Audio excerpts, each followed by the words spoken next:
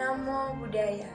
Halo teman-teman semua, senang sekali di video kali ini kita dapat belajar bersama mengenai riwayat hidup Buddha Gautama.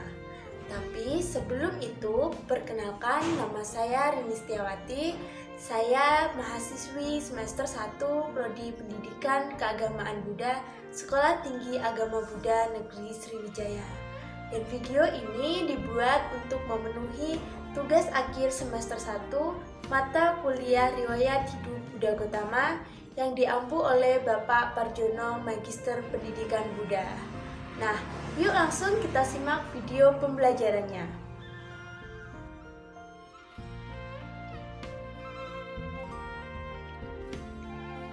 Di video ini, saya akan membahas beberapa submateri riwayat hidup Buddha Gautama. Apa yang akan dipelajari? Yang pertama, pelepasan agung Pangeran Siddhartha.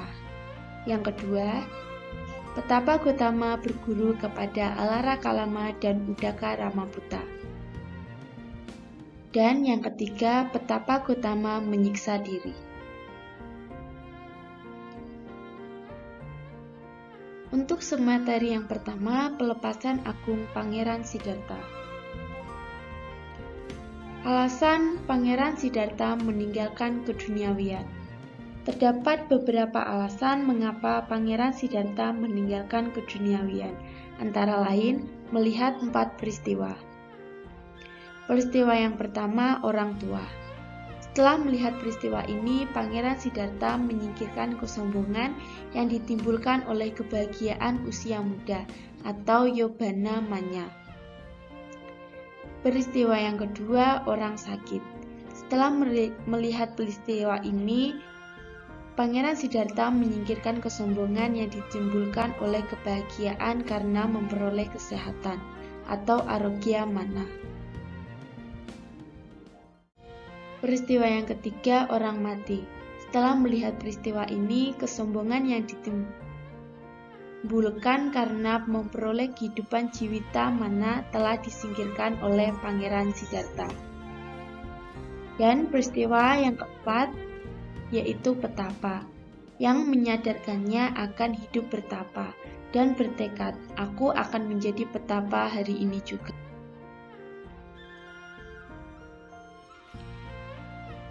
Alasan yang selanjutnya adalah merasa jijik melihat para penari yang tertidur. Demikianlah dengan merenungkan dan menyadari bahaya dari kelahiran, usia tua, sakit, dan kematian, dan juga kenyataan bahwa objek-objek dan nafsu kenikmatan indria, serta 3 alam kehidupan juga tidak membahagiakan dan tidak menyenangkan, lebih merupakan penderitaan, kesakitan, dan penuh cacat. Beliau menjadi secara total melepaskan keterikatan dan kesenangan terhadap 5 objek kenikmatan indria. Meninggalkan istana. Sebelum meninggalkan istana, Pangeran Siddhartha memutuskan untuk melihat putranya.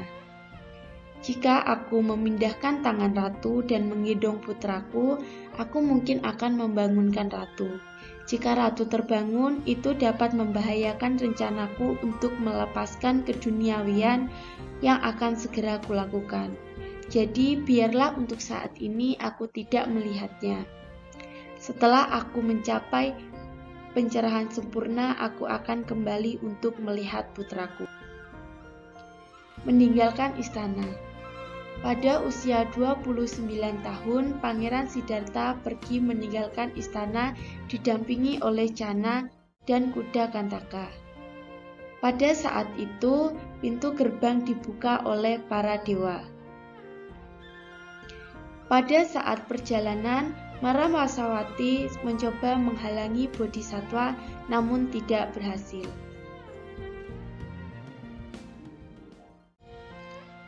Pelepasan agung.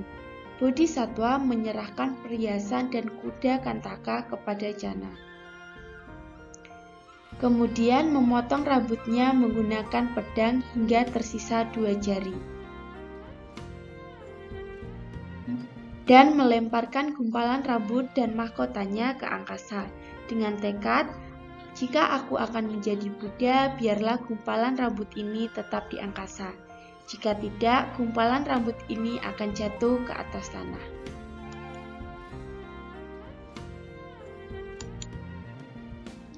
Pelepasan agung. Dewa Saka menangkap dan mendirikan Cetya Culamani di surga Tawatimsa untuk menyimpan rambut dan mahkota Bodhisattva. Kemudian persembahan perlengkapan petapa oleh Brahma Gatikara dan mendirikan Cetya Dusa untuk menyimpan pakaian Bodhisattva.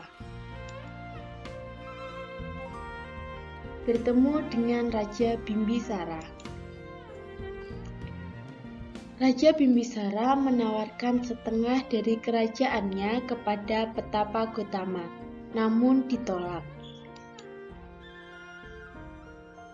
Kemudian, Raja Bimbisara mengutarakan permohonannya kepada petapa Gotama agar setelah berhasil mencapai penerangan sempurna, kunjungan pertama beliau adalah ke negerinya.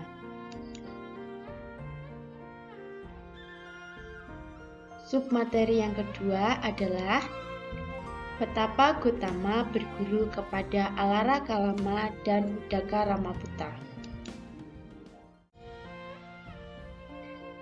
Ini adalah ilustrasi petapa Gotama berguru. Berguru kepada Alara Kalama. Hanya dengan mengulangi kata-kata gurunya, dengan sedikit gerakan bibir, petapa Gotama dapat langsung mengerti ajaran yang diajarkan. Petapa Gotama berhasil menembus 7 lokia hingga tingkat Akincanyayatana Jana dan merupakan arupa jana ketiga atau pencapaian kesadaran kekosongan tanpa batas.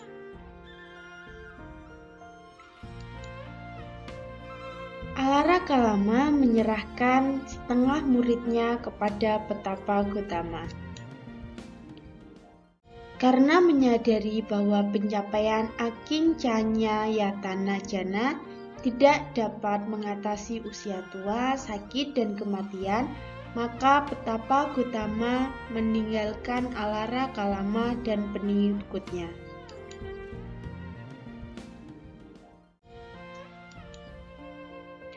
Berguru kepada Udaka Ramaputta.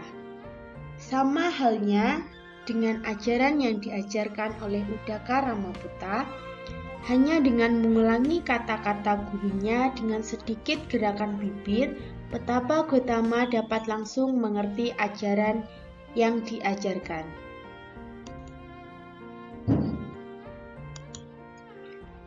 Petapa Gotama menembus 8 lokia dan mencapai tingkat Newa Sanyawa Sanyayatana Jana, yang merupakan arupa jana keempat atau tertinggi, yaitu pencapaian kesadaran bukan pencerapan pun bukan pencerapan. Udaka Ramaputta menyerahkan seluruh muridnya kepada petapa Gotama dan mengangkatnya menjadi guru. Karena menyadari bahwa pencapaian Newa Sanyawa Sanyayatana Jana tidak dapat mengatasi usia tua, sakit, dan kematian, maka petapa Gotama meninggalkan Udaka Ramaputta dan pengikutnya. Untuk submateri yang ketiga adalah petapa Gotama menyiksa diri.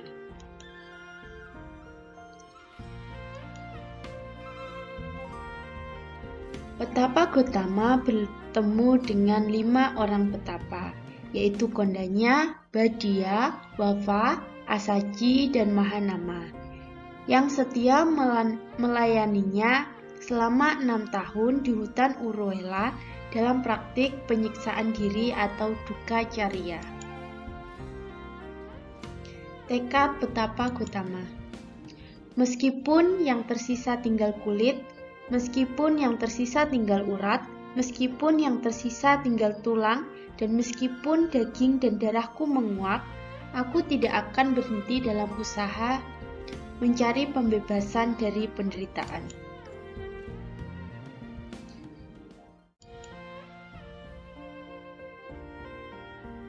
Betapa Gotama menyiksa diri dengan hanya makan buah-buahan yang jatuh dari pohon di mana beliau tinggal. Menggertakkan gigi dan mendecakkan lidah hingga seluruh tubuhnya panas tidak tertahankan. Menahan nafas hingga udara keluar melalui telinga hingga pori-pori kepala. Akibat dari melaksanakan praktik penyiksaan diri, tubuh Petapa Gotama menjadi sangat kurus dan lemah, sampai tanda-tanda manusia agung pudar. Namun usaha Petapa Gotama sangatlah kuat, perhatiannya sangat kokoh dan jernih dan tidak ada sedikit pun kemauan untuk meninggalkan usahanya tersebut. Gangguan marah menghasut Petapa Gotama untuk berhenti melakukan usahanya. Namun Petapa Gotama tetap bertahan dalam usahanya. 10 bala tentara marah. Yang pertama, nafsu kemelekatan indera. Yang kedua, kebencian arati dan ketidakpuasan ukantita. Yang ketiga, dahaga dan lapar, kupi pasa. Yang keempat, kelelahan, tandi. Yang kelima, kemalasan dan kelambanan, tinamida. Yang keenam, keraguan, wicikica. Yang ketujuh, keangkuhan dan kesombongan, maka tambah. Yang kedelapan, kemelekatan dan keangkuhan tanamana. Yang kesembilan, selalu mencela dan merendahkan orang lain atau kamsa dan parawabana. Yang kesepuluh, rasa takut biru. Mengubah cara berlatih. Terinspirasi dari syair penari. Jika senar ditarik terlalu kendur, maka suaranya akan hilang. Jika senar ditarik terlalu kencang, maka suaranya akan putus. Petapa Gotama mengubah cara berlatihnya dengan makan secukupnya agar dapat berkonsentrasi menembus pencapaian pencerahan. 5 petapa meninggalkan Petapa Gotama karena menganggap Petapa Gotama telah gagal. Penyebab melakukan dukkha carya. Bodhisatta harus melakukan dukkha carya selama 6 tahun sebagai akibat dari ucapan yang salah yang beliau lakukan ketika beliau terlahir sebagai Brahmana Jotipala yang membangga-banggakan kastanya dalam masa kehidupan Buddha Kasapa. Beliau mengucapkan kata-kata kasar. Bagaimana mungkin si gundul ini mampu menembus pengetahuan mengenai jalan dan kemahatauan? Pencerahan sempurna adalah suatu hal yang sangat sulit dicapai. Jangan memikirkan masa lalu, jangan memimpikan masa depan. Konsentrasikan pikiran pada saat sekarang.